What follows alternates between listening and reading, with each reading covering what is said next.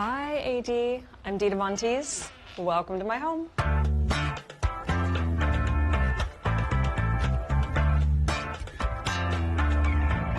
I moved into this 1927 English Tudor about 5 years ago. When I moved into this house, it was all white walls, and I really loathe white walls. I love color. I like feeling like all my favorite colors are represented in the house. I had a mural painted that was inspired by a picture of a castle, and there's lots of little hidden things like a little monkey up there. There are a few white walls left like this one here, because I'm going to cover this in feathers. I love having blank space to come up with ideas. I started wearing vintage clothes because I couldn't afford all the cool designer jeans my friends had. And then that kind of spilled over into collecting vintage and antique things for my home.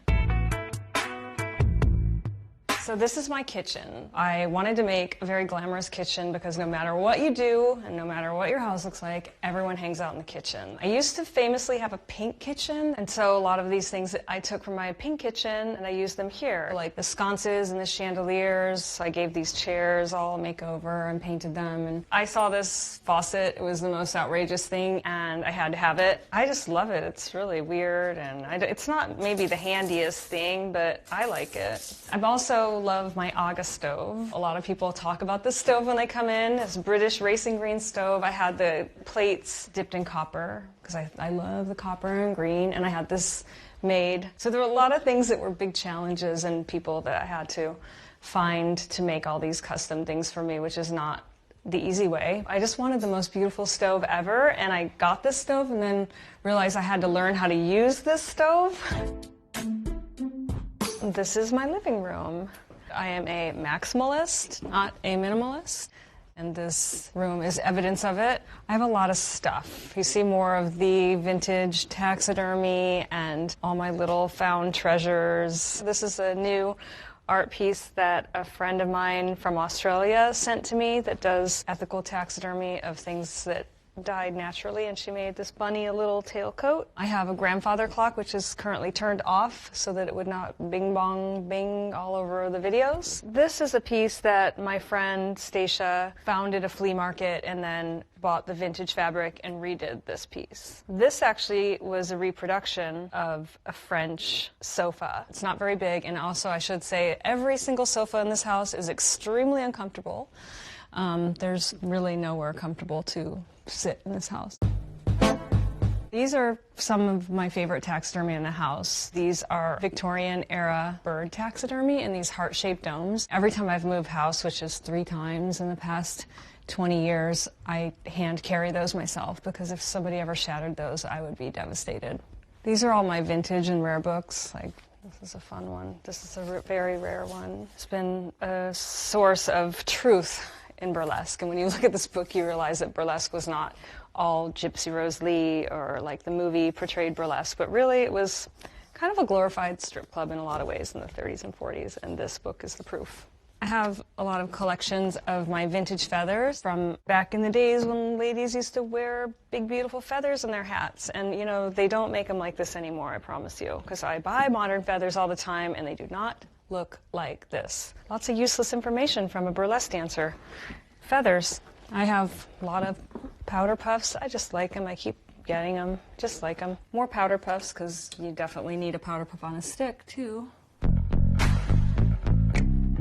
This is my dining room. I bought this dining room set at the flea market, and I put one of my favorite fabrics that I saw in Paris in a Jacques Garcia hotel, and I had to have it, so I tracked it down and I put it on these flea market chairs. This was just a piece of glass that I cut because there was no glass top, and then my ladies that did all the murals, they painted this glass. I'd heard this story that Robert Smith from The Cure used to keep a lipstick on a string by his front door, and he just like put it on before he left. So I asked him once if that was true, and he said it was true at one time. So I put this lipstick on a gold chain so that when I'm having parties and I can't find my lipstick or I don't want to go upstairs to my vanity, then I can just like do it right here. So it's kind of an antique mirror, so I can't see much, but it still works.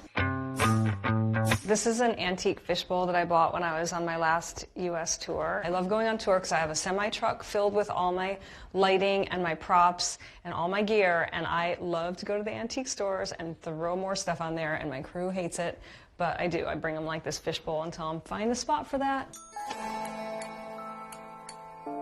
So this is my little patio. I like to have my tea here and watch the hummingbird fights that happen over this feeder. I love red geraniums, and so this is usually filled with red geraniums. I'm obsessed with it because I'm from Michigan, and I used to go to this place called the Grand Hotel, and so people from Michigan will know about this, but it's just the longest porch in the world, and it's just tons of boxes of red geraniums. So it's one of those childhood obsessions that has spilled over into my life. It's wintertime, so the backyard is not in full swing, but I love collecting vintage patio furniture and redoing the cushions. So I've had this bed for many years, and it's been like 3 different colors. And then this is my newest one, which I'm very excited about because I love the tassels. My pool, which rarely gets used because it's freezing, and my pool house, which I turned into a pub. I kind of always envied people that had a tiki bar or something, so I thought, well, I have an English tutor, so I should make a pub. I had this stained glass put in here. It has little things that I like in there. There's a swan, there's a feather, rose, a glass of champagne, and a magic mushroom. I have like a leather banquette over here, which actually holds pool toys and things like that. This is just like another thing for me to put stuff in. I've started collecting Toby jugs, so my fans bring me Toby jugs to put into my pool house pub.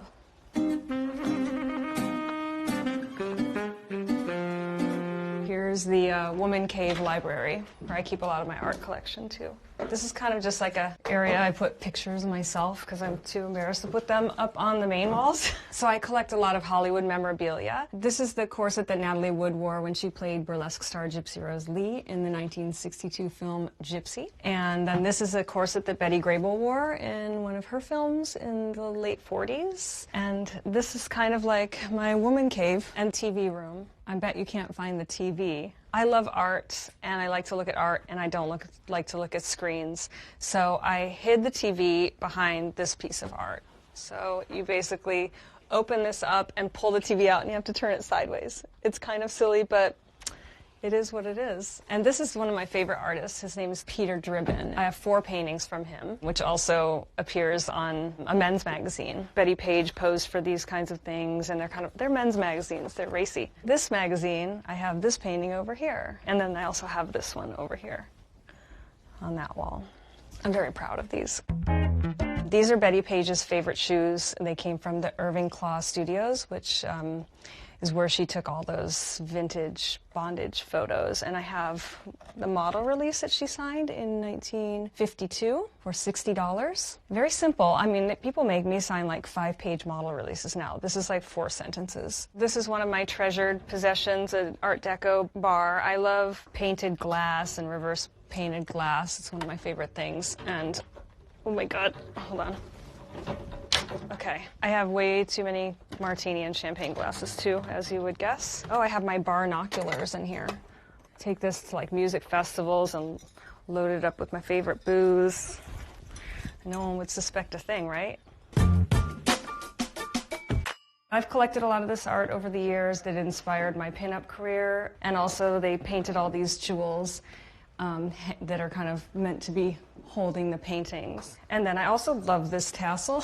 There's a designer called Jacques Garcia that always does these long rope tassels. I shoved this into my suitcase. It's really heavy on one of my trips home from Paris, but I really love it every time I walk up there. I love the feeling of that rope, if you know what I mean. This is my upstairs area where my bedroom is and all my closets are. I think they used to be children's rooms, but they're not anymore. I have a very, very close friend who's a shoe designer, so that's why I have this many shoes. And of course, I have all the showbiz shoes here. There's shoes I wear a lot more than others, so those are kind of front and center usually, and they're kind of arranged by color. All the everyday ballet flats are down here, because I don't wear high heels every day, and Most of the black shoes are together. This is all my favorite shoes right here. And then the other side are my kind of secondary shoes. I'll show you a pair of special ones. These are embroidered from a house called Lesage, and they also have these little Marie Antoinettes on them, and they have my name on it. It says, "These are Adidas with love from Christian." So I have a really big vintage hat collection. This is from the 40s. They were called tilt or doll style hats. This is a little fedora, like a menswear style fedora, and it has a fake parrot on it. I've had this one since I first started collecting vintage, actually. This is my vintage brooch collection. I love collecting big, fancy brooches. Everybody needs a rhinestone praying mantis. So this is my bedroom. This is my version of minimalism. Light colors, not too much clutter. This is Alistair. Oh, seems he was just having a kitty dream. Wake up, you've got company. My friend Stacia and I designed this bed after a Mae West bed. Mae West famously had mirrors all over her bedroom because she said she liked to see how she was doing. My boyfriend and I designed these curtains together based on a few historic pictures. And I waited for months to get this fabric in and took it to a drapery place, and I actually had to go there in person and help pin these on because they didn't do it right. And I was like, honestly, just do it like this. And they were like, we didn't think about doing it like that. So I love going to the workrooms and torturing the people that work there, and then they end up liking it in the end because they learned something new. This is my lingerie drawers. I'm a lingerie designer, so I have to wear a lot of my own lingerie to see how it goes. These acrylic handles were a huge nightmare. These were in a constant state of disrepair for 2 years before I found someone that could actually fix the original acrylic that somebody bungled. In case that person thinks they're going to take credit for this, no.